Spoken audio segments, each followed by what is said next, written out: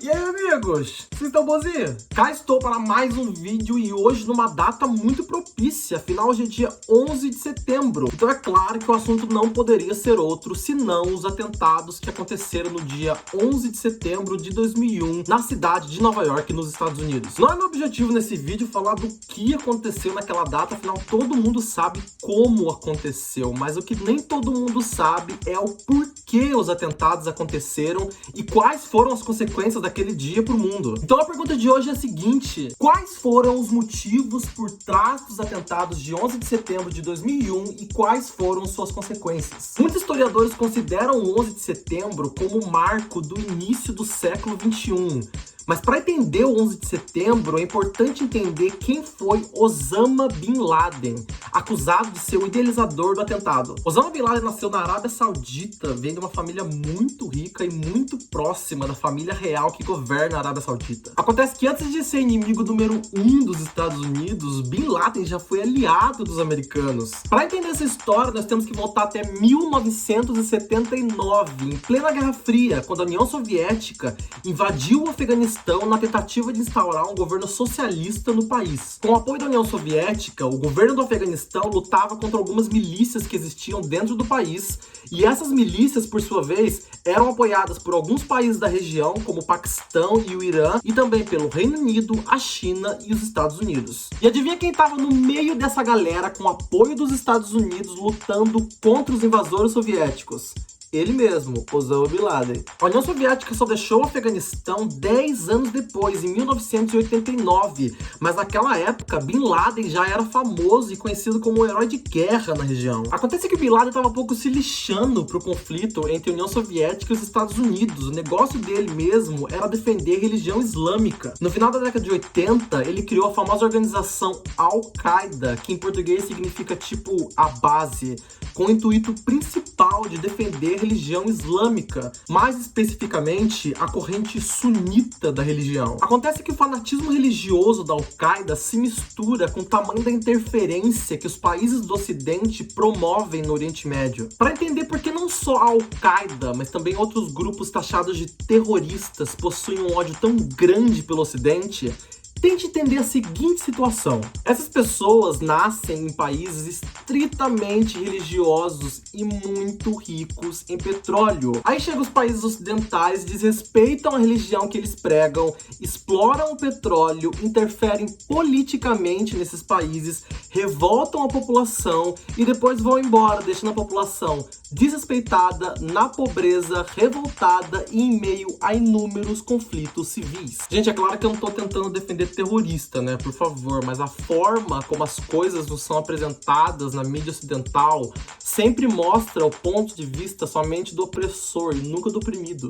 Pois bem, vamos voltar então para nossa linha de raciocínio, mas agora com um outro conflito. Em 1990, o Iraque, que era comandado por Saddam Hussein, invadiu o Kuwait, que fez com que quase que o mundo inteiro criasse uma coalizão e declarasse guerra ao Iraque. Esse conflito ficou conhecido como a Guerra do Golfo. E o motivo dessa coalizão é que os poços da Arábia Saudita eram muito próximos da fronteira com o Kuwait. E se Saddam Hussein capturasse esses poços também, ele seria simplesmente o dono da maior reserva de petróleo do mundo. Esse conflito fez com que Saddam Hussein ganhasse fama internacional como o grande vilão e inimigo a ser combatido no Oriente Médio. Mas enfim, voltando ao Osama Bin Laden, é importante entender que os Estados Unidos sempre estiveram no meio de tudo que os radicais islâmicos odeiam e julgam como errado. Número 1, a forte aliança com Israel. Árabes e israelenses são inimigos de longa data e vale lembrar que os Estados Unidos possuem uma aliança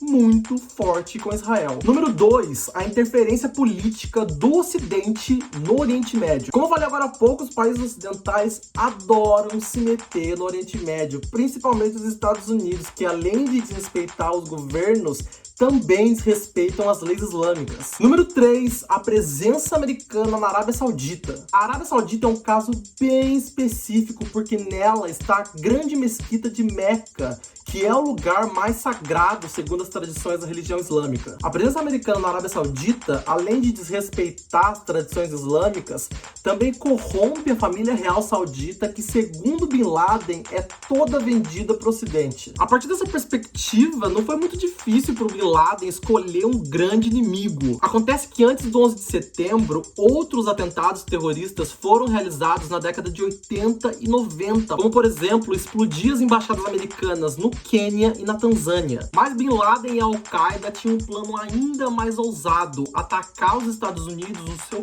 próprio território. Foi então que na manhã do dia 11 de setembro de 2001 aconteceu o que todos nós sabemos.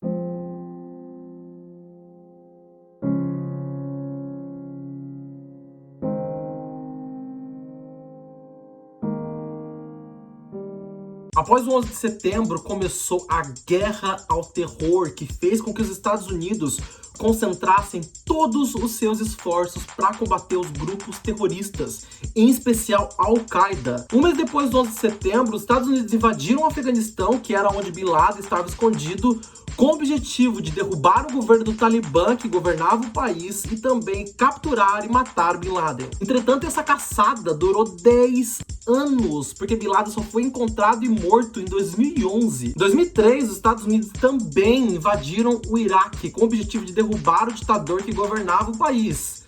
Quem era esse ditador? Ele mesmo, Saddam Hussein. O governo americano acusava o Iraque de possuir armas de destruição em massa. Acontece que essa acusação nunca foi comprovada, mas mesmo assim Saddam Hussein foi capturado e morto. Vale lembrar que o Iraque não possui nenhuma ligação com o 11 de setembro. O que acontece é que os Estados Unidos aproveitaram a oportunidade porque na época a maioria da população americana apoiava as ações militares do governo. Então o governo decidiu invadir mais um país e mais uma vez interferir politicamente na região de acordo com seus interesses. Pois bem, já estamos em 2020 e a guerra ao terror está longe de acabar. Apesar de grupos como a Al-Qaeda estarem muito enfraquecidos, outros grupos têm ganhado força, como é o caso do Estado Islâmico, por exemplo. E esse ciclo de guerras como resposta ao 11 de setembro fez com que a opressão em ambos os lados tenha aumentado e muito. O ódio ao Ocidente aumentou muito por parte dos muçulmanos radicais. E do outro lado, aqui no Ocidente,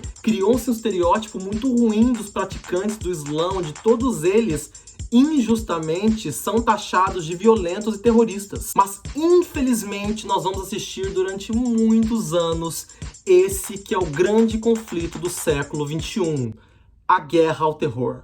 E para terminar o vídeo de hoje, vamos ao som de Gilberto Gil com a música A Paz, lançada em 1987. O Gil chegou a cantar essa música na Assembleia Geral da ONU em homenagem ao diplomata brasileiro Sérgio Vieira de Mello, que morreu no Iraque em 2003, vítima de um atentado à bomba. Sérgio Vieira de Mello era um dos diplomatas mais conceituados do mundo e ele foi mandado para o Iraque para tentar um acordo de paz no país e ajudar na criação de um governo no Iraque. Mas ele acabou morrendo poucos meses depois de chegar ao país. A todos vocês, muito obrigado por assistirem. Não se esqueça de deixar o seu like e seu comentário aqui embaixo. Espero que vocês tenham gostado e a gente se vê no próximo vídeo. Um grande beijo. Tchau.